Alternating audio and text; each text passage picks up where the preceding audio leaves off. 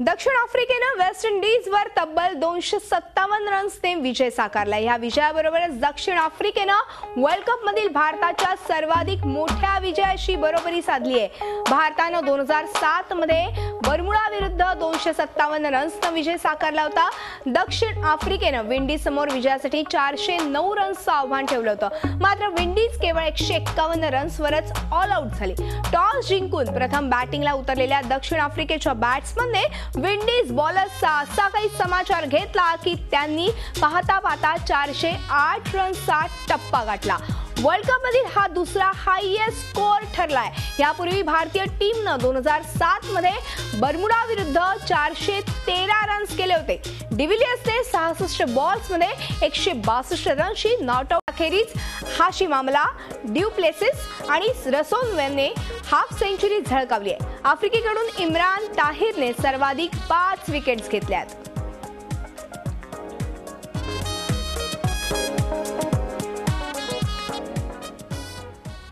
दक्षिण African captain डिव्हिलियर्सच्या बॅटिंगचा झंझावात सिडनी क्रिकेट मैदानावर क्रिकेट चाहत्यांना अनुभवायला मिळाला। डिव्हिलियर्सने 66 बॉल्समध्ये 162 रन्सची नॉट आउट इनिंग खेळली। त्याने वन डे मधील फास्टेस्ट 150 रन्स केल्या। त्याचबरोबर वर्ल्ड कप मधील सेकंड फास्टेस्ट सेंचुरी झळकावण्याची किमया देखील केली आहे। वन डे मधील फास्टेस्ट 150 रन्स, वर्ल्ड कप मधील second fastest century, one day मधील फास्टेस्ट हाफ सेंचुरी। विक्रमवीर एबी डिव्हिलियर्स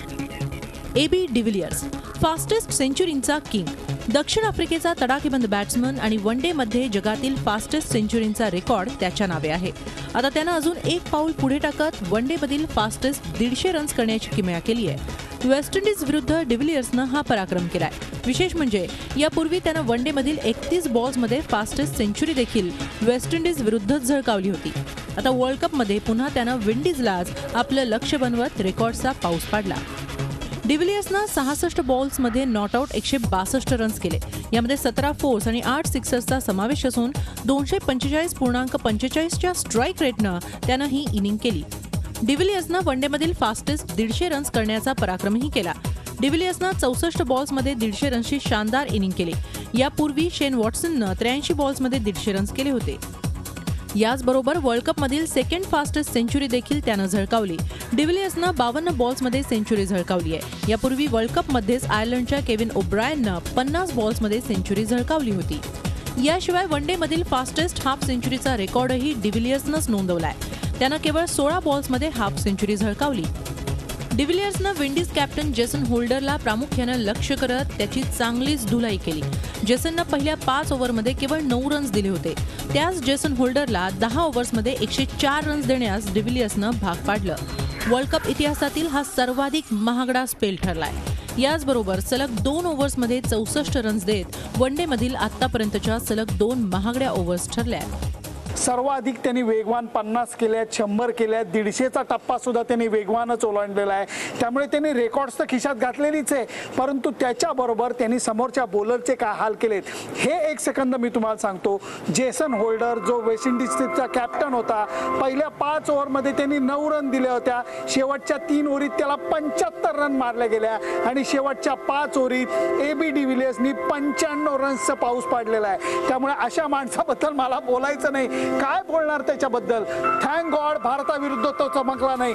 डिव्हिलियर्सच्या या झंझावातामुळेच प्रोटियाज 408 रन्सचा टप्पा गाठू शकली आणि वर्ल्ड कप मधील सर्वाधिक 257 रन्सच्या फरकानं विजयही मिळवू शकली। डिव्हिलियर्सची ही खेळी क्रिकेट फॅन्सच्या डोळ्यांचं पारणं फेडणारी अशीच होती। त्याची बॅट अशीच तळपत राहो आणि अधिकाधिक सर्वोत्तम इनिंग पाहण्याची संधी मिळो अशीच इच्छा क्रिकेट फॅन्स बाळगून आहेत। Bureau report, Zee Media, Mumbai.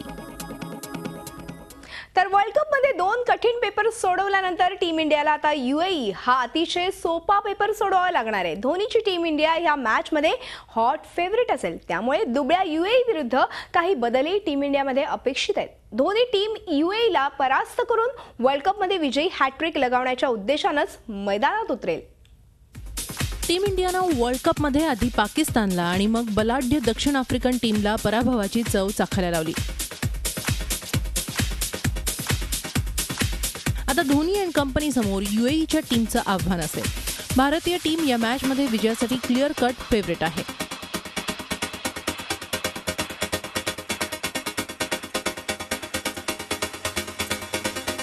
दुबळ्या टीमचा सामना करायचा असल्यामुळे टीम इंडियाचा सेनापती धोनी टीममध्ये काही बदलही करण्याची शक्यता आहे.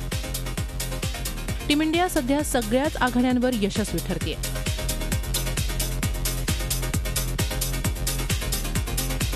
बॅटिंगमध्ये केवळ रोहित शर्मा लौकिकाला साजेशी कामगिरी करू शकलेला नाही, त्यामुळे या मॅचमध्ये तोही फॉर्ममध्ये परतण्यासाठी आतुर असेल. ज्या बॉलिंगला ऑस्ट्रेलिया दौऱ्यात टीकाकारांनी टीकेचं लक्ष केलं होतं ती बॉलिंगही क्लिक झाली आहे.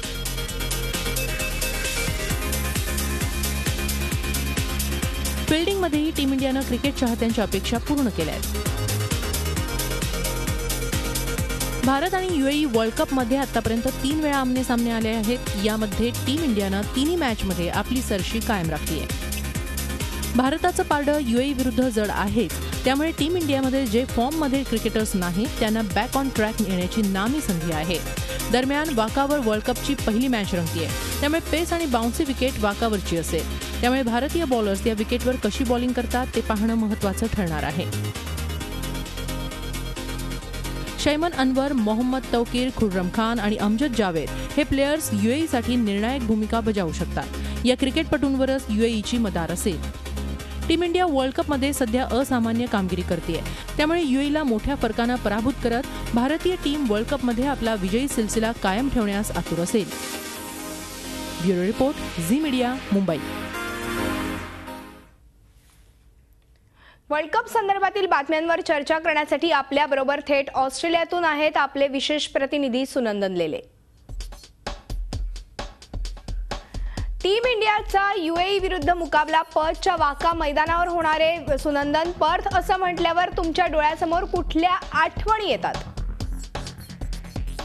खणखणीत उन्हात माझी वाका मैदानावरती पत्रकारितेची तपश्चर्या चालली आहे. फार मजा येते पर्थला यायला, कारण वेस्टर्न पार्ट आहे हा, एकदम कोपऱ्यातला भाग आहे.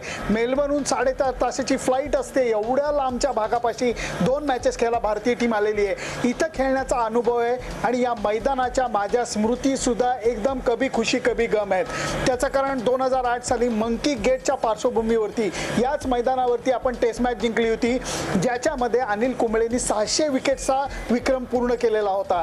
आणि त्याच्यानंतर 2011 एकदम रामवर्षा उलटी परिस्थिती, 2.25 दिवसात टेस्ट मॅच आपण हारलेलो होतो, जेव्हा तेंडुलकर, द्रविड, लक्ष्मण सगळेजण होते. त्यामुळे या मैदानावरच्या माझ्या आठवणी एकदम संमिश्र आहेत. नक्कीच मैदानावरच्या आठवणी जरी संमिश्र असल्या तरी पर्थची विकेट कशी असेल याबद्दल सगळ्यांनाच उत्सुकता आहे. सुनंदन, काय सांगाल? 2 मॅचेस आणि त्याच्यातली पहिली मॅच युएई विरुद्ध, हे भारताच्या दृष्टीने खूपच चांगलं आहे. त्याचं कारण इथलं जे विकेट आहे ते खूप टणक मानलं जातं. इथं बॉल कॅरी होतो, इथं बॉल स्विंग होतो, कधी कधी इथं भेगा वाढतात आणि अचानक बॉल उसळी घ्यायला लागतो. या सगळ्याकरता हे विकेट जगामधलं one of the fastest wicket मानलं जातं. म्हणून युएई विरुद्धची पहिली मॅच खेळून भारतीय टीमला या विकेटचा अंदाज येऊ शकतो. आणि नंतर वेस्ट इंडिज विरुद्ध आपली मॅच आहे, हा खरोखर चांगला योगायोग म्हणता येईल. त्याचं कारण सराव झाल्यानंतर, या विकेटचा अंदाज आल्यानंतर आपण वेस्ट इंडियन फास्ट बॉलर्सना खेळणार आहोत. नक्कीच हा अंदाज आल्यानंतरच आपण वेस्ट इंडिज बरोबर खेळणार आहोत. सुनंदन, मात्र टीम इंडिया दुबळ्या युएईच्या टीम विरुद्ध भिडणार आहे, त्यामुळे कमकुवत टीम बरोबर 2 हात करताना बलाढ्य टीम समोर कुठली आव्हानं असतात? जेव्हा तुम्ही दक्षिण Africa, Pakistan, West Indies, Australia विरुद्ध खेळता, त्यामुळे तुम्हाला उत्साह आणायला किंवा प्रेरणा द्यायला दुसरी कुठं बघायला लागत नाही, कारण समोरची टीमच तेवढी ताकदवान असते. तुल्यबळ प्रतिस्पर्धी हाच मोटिवेशनचा सर्वात मोठा भाग असतो. त्याच्या उलट जेव्हा तुम्ही कमकुवत टीम विरुद्ध खेळता, मग ते युएई असू देत, आयर्लंड असू देत, बांगलादेश असू देत, यांच्या विरुद्ध तुम्हाला स्वतःला मोटिवेट करताना खूप प्रयत्न करायला लागतात. आणि मला वाटतं तोच सर्वात मोठा चॅलेंज आहे. मला वाटतं भारतीय टीम आत्ताच्या क्षणीला सुंदर लईमध्ये, चांगल्या खेळाच्या लईमध्ये, बॅटिंग, बॉलिंग, फिल्डिंग तिन्ही क्षेत्रात आपला परफॉर्मन्स चांगला होतोय. विजयाची आपल्याला चव मिळालेली आहे, त्यामुळे आता हीच लय घेऊन पुढे जायची आहे. त्यामुळे युएई विरुद्ध खेळताना भारतीय टीम कुठल्याही परिस्थितीत कोणत्याही गोष्टी गृहीत धरणार नाहीत, अशी मला खात्री आहे. नुसती अपेक्षा नाही आहे, मला खात्री आहे. नक्कीच तुम्हाला खात्री आहे सुनंदन. मात्र युएईच्या टीम बद्दल तुम्ही काय सांगाल? UAE टीमला आमचे मित्र गमतीनी DP11 म्हणतात. DP11 म्हणजे काय? धरपकड एकादश, धरपकड 11 अशी यांची टीम आहे. म्हणायला गेलं तर प्रत्यक्ष UAEचा कोण माणूस आहे आपल्याला कळणार नाही. कुणी एकदम वेस्ट इंडियन टाईपचा दिसतो, कुणी पाकिस्तानी प्लेयर्स याच्यात बरेचसे आहेत आणि त्याचबरोबर अगदी मुंबईचा स्वप्नील पाटील सुद्धा आहे. त्यामुळे ही धरपकड 11 म्हणलं तर एकदम गंमत वाटते. UAEच्या टीमचं हेच खासियत आहे. मला वाटतं जगभरातले वेगवेगळ्या ठिकाणून आलेले क्रिकेटच्या प्रेमापोटी आलेले हे लोक आहेत जे UAE मध्ये गेले आणि त्यांनी आपलं क्रिकेटचं स्वप्न साकारलेलं आहे. कुठल्याही प्लेयरला वर्ल्ड कप खेळायचं एक सर्वात मोठं स्वप्न असतं. या लोकांचं ते सत्यात उतरणार आहे. फक्त स्वप्नील पाटीलला UAEची टोपी, UAEचा शर्ट घालून भारताविरुद्ध खेळताना काय त्याच्या मनात भावना येतील याची कल्पनाच केलेली बरी. त्याचबरोबर एक महत्त्वाचं म्हणजे सुनंदन, महेंद्रसिंग धोनी या मॅच मध्ये आपल्या टीमला काय कान मंत्र देऊ शकतो? धोनी पहिल्यापासून मला वाटतं सगळ्या गोष्टी टाईट ठेवेल. त्याचं कारण त्याला कल्पना आहे की जर का मनामध्ये गृहीत धरण्याची गोष्ट आली, कॉम्प्लेसन्सी आली तर ती मारक ठरू शकते. त्यामुळे बॅट्समन, बॉलर, फिल्डरला 10 वेळा ही गोष्ट तो बजावून सांगेल की मित्रांनो ही मॅच लाईटली घेऊ नका. एक तर आपण पाहिलेलं आहे ट्रेंड की या वर्ल्ड कपमध्ये ज्या कमकुवत वाटणाऱ्या टीम आहेत त्यांनी मोठमोठ्या टीमला धक्के दिलेले आहेत. वेस्ट इंडिजला आयर्लंडनी पराभूत केलेला आहे. काल अफगाणिस्तानचा पहिला विजय झालेला आहे. या सगळ्या पार्श्वभूमीवरती या कमकुवत वाटणाऱ्या टीम जास्त धोकादायक असू शकतात. त्याचं कारण त्यांना नथिंग टू लूज या विचारांनी ते खेळणार असतात. त्यामुळे मला वाटतं ही जी मॅच आहे शनिवारची ही भारताकरता एक वेगळ्या प्रकारचं आव्हान घेऊन येणार आहे. ही मॅच आहे ती वेगळ्या प्रकारचं आव्हान घेऊन येणार आहे. सुनंदन, नक्कीच या संपूर्ण चर्चेबद्दल आणि माहितीबद्दल धन्यवाद. हे होते आमचे विशेष प्रतिनिधी थेट ऑस्ट्रेलियाहून सुनंदन लेले. शिखर धवन UAE विरुद्धच्या मॅचसाठी पूर्णपणे सज्ज आहे. त्याचप्रमाणे आगामी मॅचेस विरुद्ध अजून काही रणनीती ठरवलेली नाहीये. तसंच एक एक मॅच डोळ्यासमोर ठेवत आम्ही मैदानात उतरतो असंही त्यानं सांगितलंय.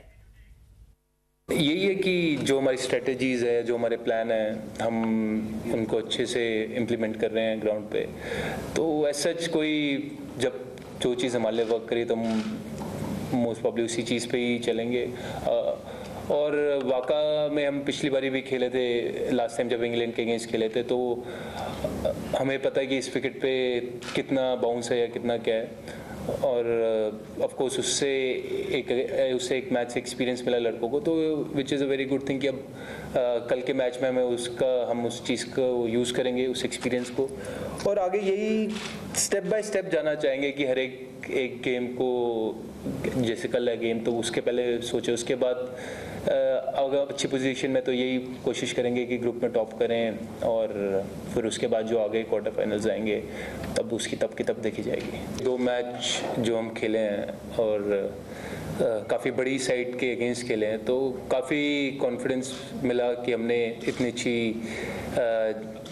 अच्छे तरीके से जीते उनके अगेंस्ट. और ऑफ कोर्स उस जीत से मोमेंटम भी बनता है और यही हमारा एम है कि उसी मोमेंटम को आगे लेते जाएं और अच्छा करते जाएं. टीम इंडियाचा तेज तरार बॉलर मोहम्मद शमीला UAE विरुद्धच्या मॅचला मुकावं लागणार आहे. शमीच्या डाव्या पायाच्या गुडघ्याला दुखापत झाली आहे. शमी खेळणार नसल्यानं टीम इंडियाला मोठा धक्का बसलाय. शमीनं वर्ल्ड कपमध्ये आतापर्यंत 10.83च्या सरासरीनं 6 विकेट्स घेतल्यात. UAE नंतर टीम इंडियाचा पुढचा मुकाबला 6 मार्चला वेस्ट इंडिजच्या टीमशी होणार आहे. आता शमी लवकरात लवकर फिट होऊन पुन्हा एकदा टीम इंडियाच्या विजयात निर्णायक भूमिका बजावेल अशी अपेक्षा भारतीय क्रिकेट फॅन्स असणार आहे. BCCIच्या मीटिंगमध्ये सहभागी झाल्याबद्दल सुप्रीम कोर्टानं फटकारल्यानंतर आता N श्रीनिवासन यांनी कोर्टाची माफी मागितली आहे. सुप्रीम कोर्टानं त्यांची ही माफी मान्य केली आहे. 8 फेब्रुवारी रोजी झालेल्या BCCIच्या मीटिंगमध्ये श्रीनिवासन यांनी वर्किंग कमिटीचं अध्यक्षपद भूषवलं होतं. त्यामुळे कोर्टानं त्यांना फटकारलं होतं. त्याचबरोबर कोर्टानं त्यांना 2 मार्च रोजी होणाऱ्या मीटिंगमध्ये सहभागी न होण्याचे आदेश दिलेत. दरम्यान ते वार्षिक सर्वसाधारण मीटिंगमध्ये तामिळनाडू क्रिकेट संघटनेकडून मतदान करू शकतात असंही कोर्टानं स्पष्ट केलंय. यानंतर या बुलेटिनमध्ये इथे संपतो. तुम्ही पाहत राहा झी24 तास. रहा एक पाऊल पुढे.